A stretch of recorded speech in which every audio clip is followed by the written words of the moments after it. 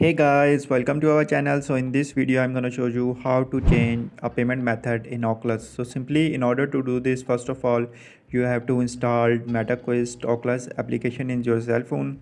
So in desktop you have to install the desktop application on your laptop. After that, what you need to do next, just simply open the MetaQuest Oculus, and when you simply open this, just you can see our app is being loaded.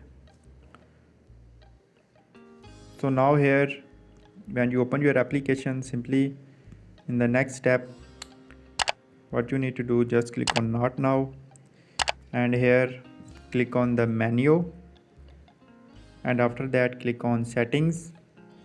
So now you click on settings. Here you can see payment methods. So if you already set any payment method like credit card or PayPal, so simply you can change it. Like if you have add a credit card, so you can change the payment method to PayPal account. So in this way you can change a payment method in Oculus.